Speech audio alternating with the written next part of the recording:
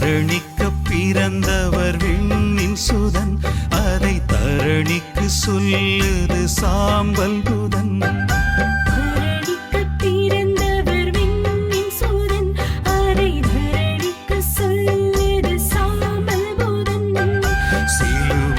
சாம்பல் நெற்றியிலே மர சிலுவை மரணம் வெற்றியிலே.